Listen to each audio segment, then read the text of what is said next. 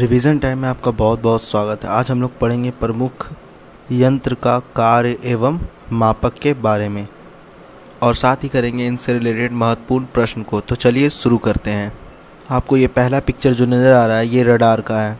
इसका उपयोग क्या है? रडार जो है वायुयान को दिशा नियंत्रण करता है।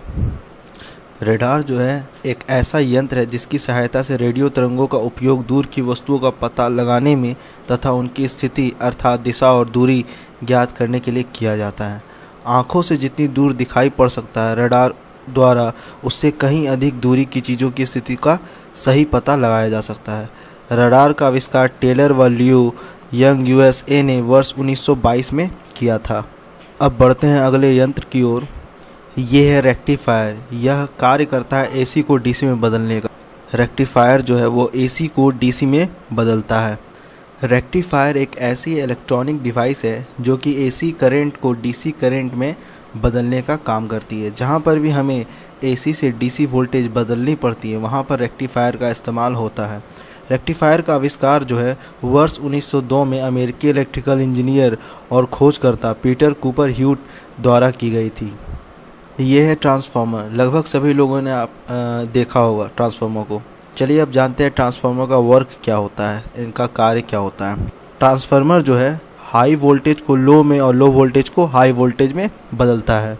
ट्रांसफार्मर की अगर डीपली बात की जाए तो यह किसी एक विद्युत परिपथ सर्किट से अन्य परिपथ में विद्युत प्रेरण द्वारा विद्युत ऊर्जा स्थानांतरित करता है। ट्रांसफार्मर केवल प्रत्यावर्ती धारा या विभवांतर के साथ कार्य कर सकता है, एकादिश धारा डायरेक्ट करंट के साथ नहीं। ट्रांसफार्मर एक फेजी, तीन फेजी या बहुफेजी हो सकते हैं। अब बात करते हैं फ्यूज़ की। फ्यूज़ जो है अधिक धारा को प्रवाहित नहीं होने देता। जैसा कि आप ये पिक्चर में देख पा रहे हो ये फ्यूज़ है। फ्यूज़ के दो तीन प्रकार भी नज़र आ रहे हैं। तो इनमें जो फ्यूज़ के अंदर वायर जो लगे होते हैं, जैसे इसमें एक्सेस वोल्टेज जब जाता है तो ये क्या हो जाते हैं, गलकर ब्रेक कर देते हैं, सर्किट को ब्रेक कर देते हैं। इस वजह से करंट जो है फ्लो नहीं हो पाता है और जो भी यंत्र रहता है वो हाई वोल्टेज या लो वोल्टेज की वजह से ख़राब हो जाते हैं, वो इसके द्वारा बच जाते हैं। तो इसलिए फ्यूज वायर का उपयोग किया जाता है। कुछ इस प्रकार के भी फ्यूज वायर का इस्तेमाल किया जाता है। इस तरह के फ्यूज वायर का इस्तेमाल इन्वर्टर वगैरह में आप लोगों ने देखा होगा। इस तरह के फ्यूज वायर का इस्तेमाल बाइक, स्कूटी या फिर कार या फिर अन्य बहुत सारे अप्लाइंसेस में इस्तेमाल होते हैं और इस तरह के फ्यूज वायर का इस्तेमाल घरों में भी हम लोग देख चुके हैं। फ्यूज एक ऐसा कंपोनेंट है जो कि किसी भी उपकरण या सर्किट को किसी भी हानि से बचाने के लिए इस्तेमाल किया जाता है। तो उसके सामान्य करंट लोड के आधार पर फ्यूज लगाया जाता है ताकि अगर उपकरण में किसी प्रकार की कोई खराबी हो तो जब उसका करंट लोड बढ़े तो फ्यूज जल जाए और उपकरण की सप्लाई बंद हो जाए। इसलिए फ्यूज करंट का इस्तेमाल किया जाता है। यह है सोनार।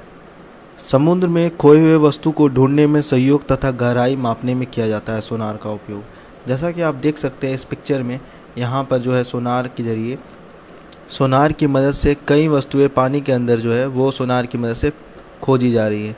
तो इस प्रकार से सोनार का इस्तेमाल किया जाता है, सोनार यंत्र का उपयोग किया जाता है। ठीक है। सोनार एक तकनीक है जो नौचालन जल के अंदर संचार करने तथा जल के अंदर या सतह पर वस्तुओं का पता करने के लिए ध्वनि संचरण का उपयोग करती है। अंग्रेजी का सोनार शब्द मूलतः साउंड नेविगेशन एंड रैंगिंग का संक्षिप्त रूप है। सोनार का आविष्कार जो है पॉल लैंगविंग ने किया था। यह है पायरोमीटर जो आपको बंदूक की तरह नज़र आ रहा है। इसका इस्तेमाल उच्च तापमान सूर्य ताप को मेजरमेंट करने के लिए किया जाता है।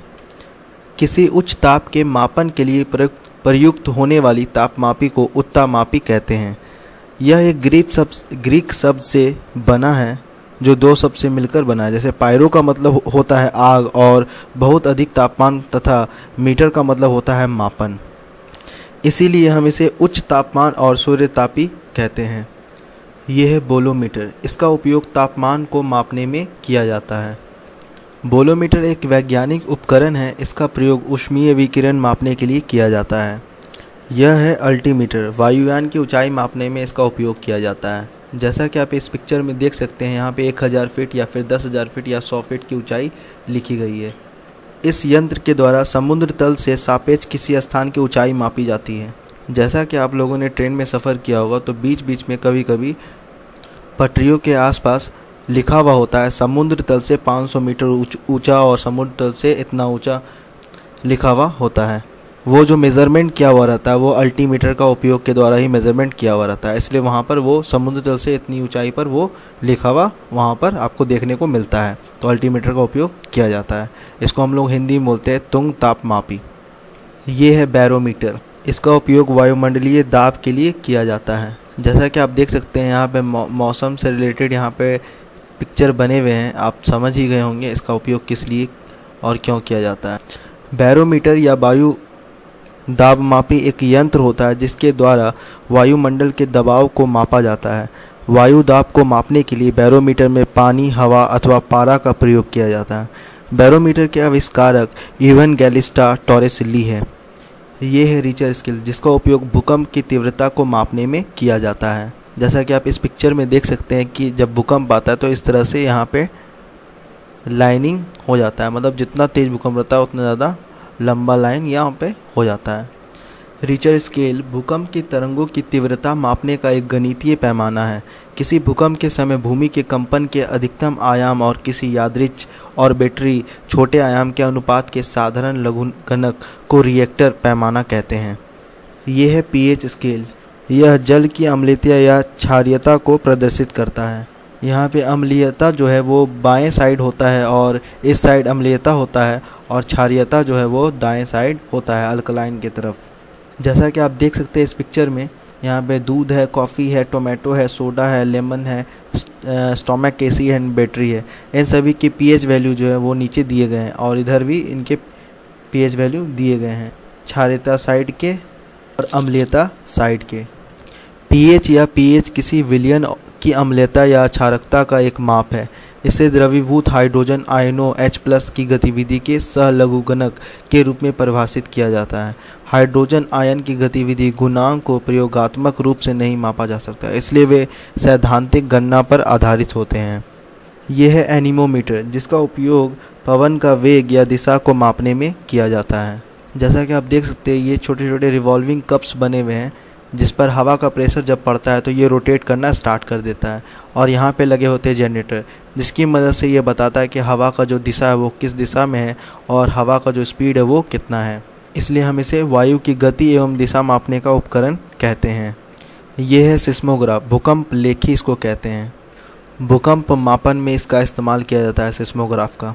सिस्मोग्राफ भूकंपों के कंपन को अभिलेखबद्ध करने का यंत्र। भूकंप घातों का अभिलेखन करने वाला एक विशेष प्रकार का यंत्र जिसमें घूमने वाले ड्रम पर एक अनुरेखण पेन द्वारा कंपन अंकित किया जाता है, परंतु आधुनिक यंत्रों में एक गतिशील फिल्म पर फोटोग्राफी अभिलेख प्राप्त किया जाता है। ये है टैकोमीटर। इसकी मदद से वायुयान की गति को मापने में इस्तेमाल किया जाता है। टैकोमीटर एक वैज्ञानिक उपकरण है। यह वायुयानों तथा मोटर नाव की गति को नापने वाला उपकरण है। अगर अभी तक आप लोगों ने रिवीजन टाइम को सब्सक्राइब नहीं किया है तो सब्सक्राइब कर लीजिए और अपने दोस्तों के बीच शेयर करिए इस लिंक को, और वीडियो को लाइक करिए, और किसी भी प्रकार का क्वेश्चन पूछना है तो कमेंट बॉक्स में कमेंट करिए। इसी तरह के मैं PDF लाता रहूँगा आप लोगों के लिए, इसलिए आप लोग इस चैनल को सब्सक्राइब करना ना भूलें, और मैं इसके PDF लिंक डिस्क्रिप्शन बॉक्स में दे दूँगा, आप लोग वहाँ से डाउनलोड कर सकते हो। और अभी मैं इससे रिलेटेड कुछ क्वेश्चन भी करवाऊँगा। यह है विस्कोमीटर, श्यानता मापी। द्रवों की श्यानता को मापने में इसका इस्तेमाल किया जाता है विस्कोमीटर का। औद्योगिक प्रतिष्ठानों में श्यानता मापन के लिए सरल उपकरण हैं जिन्हें श्यानता मापी कहते हैं प्रयुक्त होते हैं। इन उपकरणों को उन द्रवों द्वारा आशंकित किया जाता है जिनकी श्यानता मालूम है। ये उपकरण साधारणतया कोशिका प्रवाह अथवा घूर्ण ऐंठन रोटेशनल टॉर्क के सिद्धांत पर कार्य करते हैं। यह है मैनोमीटर जिसका उपयोग गैस दाब को मापने में किया जाता है। यह एक ऐसा यंत्र है जिसकी सहायता से दाब का मापन किया जाता है। यह यंत्र बनाने के लिए एक कांच के समान एक पारदर्शी प्लास्टिक की नली लेते हैं और इसे नली में किसी रंग का कुछ तरल भर देते हैं ताकि हमें मापन में कोई परेशानी ना हो, जैसा कि आप इस पिक्चर में देख सकते हैं। ये है हाइग्रोमीटर जिसका इस्तेमाल अपेक्षित आर्द्रता के लिए किया जाता है। वायुमंडल की आर्द्रता नापने के साधनों को आर्द्रता मापी हाइग्रोमीटर कहते हैं। यह है हाइड्रोमीटर, इससे जल का घनत्व मापा जाता है। जैसा कि आप देख सकते हो यहाँ पे हाइड्रो लिखा हुआ है, इसी से पता चल रहा है ये जल है, जल से रिलेटेड टर्म है, तो जल का घनत्व मापने में हाइड्रोमीटर का उपयोग किया जाता है। हाइड्रोमीटर एक वैज्ञानिक उपकरण है। इस उपकरण के द्वारा द्रवों का अपेक्षिक घनत्व ज्ञात करते हैं। तो इसी के साथ प्रमुख यंत्र का कार्य एवं मापक समाप्त हुआ। अब बढ़ते हैं क्वेश्चन आंसर की ओर, जो बहुत ही महत्वपूर्ण है। तो हम लोग बढ़ते हैं पहले प्रश्न की ओर। रडार का कार्य क्या है? ऑप्शन नंबर ए, समुद्र की गहराई को मापा जाता है। समुद्र की गहराई को मापने के लिए फेदोमीटर का उपयोग किया जाता है। समुद्र में खोए हुए वस्तु को ढूंढने में सहयोग तथा गहराई मापने में सोनार का उपयोग किया जाता है। पवन का वेग या दिशा मापने में एनीमोमीटर का उपयोग किया जाता है। इसका उत्तर होगा ऑप्शन नंबर सी, वायुयान को दिशा नियंत्रण करना रडार का कार्य है। यहाँ पे की जगह पे आप लोग को कर लीजिएगा। वायुयान को दिशा नियंत्रण करना रडार का कार्य है। आप लोग यहाँ पे थोड़ा सा सुधार लीजिएगा, ठीक है। तो बढ़ते हैं नेक्स्ट क्वेश्चन की ओर, क्वेश्चन नंबर 2। तो बढ़ते हैं नेक्स्ट क्वेश्चन की ओर, क्वेश्चन नंबर 2। रेक्टिफायर का कार्य क्या है? अधिक धारा को प्रवाहित नहीं होने देता, यह फ्यूज का काम है। हाई वोल्टेज को लो में और लो वोल्टेज को हाई वोल्टेज में बदलता है, यह ट्रांसफार्मर का काम है। ऑप्शन नंबर सी होगा, एसी को डीसी में बदलने का काम रेक्टिफायर करता है। अब बात करते हैं क्वेश्चन नंबर 3 की। हाइड्रोमीटर का उपयोग किस में होता है? आपेक्षिक आर्द्रता को मापने में हाइग्रोमीटर का उपयोग होता है। जल का घनत्व को मापने में हाइड्रोमीटर का उपयोग होता है। Option number B. याद रखिएगा, हाइग्रोमीटर का उपयोग आर्द्रता, अपेक्षिक आर्द्रता को मापने में किया जाता है। हाइग्रोमीटर और हाइड्रोमीटर में कन्फ्यूज़न बहुत ज़्यादा होता है, इसलिए आप लोग ये याद रखिएगा, हाइड्रो का मतलब होता है जल। तो जल वाला में यहाँ पे जल का घनत्व को मापने में हाइड्रोमीटर का उपयोग किया जाता है। और द्रवों की श्यानता को मापने में विस्कोमीटर का उपयोग होता है। और गैस दाब को मापने में मैनोमीटर का उपयोग किया जाता है। तो बढ़ते हैं next question, question number 4। Seismograph का क्या कार्य है? भूकंप की तीव्रता को मापने के लिए रिचर स्केल का इस्तेमाल किया जाता है। वायुयान की गति को मापने के लिए टैकोमीटर का इस्तेमाल किया जाता है। वायुयान की ऊंचाई को मापने के लिए अल्टीमीटर का उपयोग किया जाता है। लेकिन सिस्मोग्राफ का कार्य होता है भूकंप को मापना।